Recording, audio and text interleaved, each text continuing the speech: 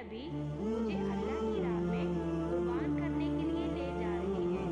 حضرت اسماعیل علیہ السلام نے فرمایا، بابا جان، میری آپ سے ایک التجا ہے، جب آپ میرا گلا کاٹو گے تو آپ مجھے دیکھ نہیں پاؤ گے۔ آپ میرے ہاتھ پاؤں رسی سے باندھ دو، اور بابا جان، میں چاہوں گا کہ آپ اپنی آنکھوں پر بھی پٹی باندھ لیں تاکہ آپ کو رحم نہ آ جائے۔ پھر حضرت ابراہیم علیہ السلام نے اپنے بیٹے کے ہاتھ پاؤں باندھ دیے اور اپنی آنکھوں پر بھی پٹی باندھ لی۔ پھر آپ علیہ السلام نے اپنے بیٹے کو لٹایا اور چھری کو پکڑ کر اللہ تبارک تعالیٰ سے فرمانے لگے کہ اے میرے رب، تو مجھے ایک تو کیا ہزاروں اسماعیل بھی قربان کرنے کو کہتا تو میں تیری راہ میں قربان کر دیتا۔ یہ کہہ کر جیسے ہی حضرت ابراہیم علیہ السلام نے حضرت اسماعیل علیہ السلام کی گردن مبارک پر چھری چلانے لگے تو اللہ تبارک تعالیٰ نے حضرت جبرائیل علیہ السلام کو حکم دیا، اے جبرائیل، جلدی سے جنت میں جاؤ، وہاں سے ایک جانور لے کر حضرت اسماعیل علیہ السلام کی جگہ پہ رکھ دو۔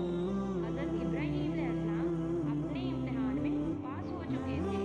جیسے ہی حضرت ابراہیم علیہ السلام نے چھری پھیری اور اپنی آنکھوں سے پٹی کھولی تو کیا دیکھتے ہیں کہ ان کا بیٹا خیریت سے ان کے پاس کھڑا ہے، اور نیچے دیکھا تو وہاں ایک دمبا تھا جو حضرت اسماعیل علیہ السلام کی جگہ قربان ہو چکا تھا۔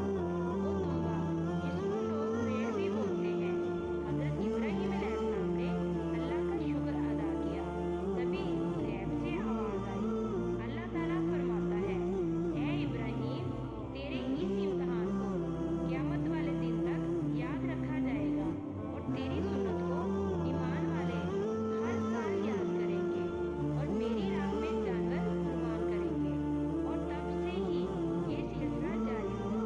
پوری دنیا میں رہنے والے مسلمان اپنی حیثیت کے مطابق اللہ کی راہ میں جانور کی قربانی کرتے ہیں، اور یہ سنت 3 دن تک ادا کی جاتی ہے۔ امید ہے کہ آج کی ویڈیو آپ کو اچھی لگی ہو، تو اسے لائک اور سبسکرائب ضرور کریں۔ بیل آئیکن کا بٹن ضرور دبائیں تاکہ ہر آنے والی نئی ویڈیو کا نوٹیفیکیشن آپ کو مل سکے۔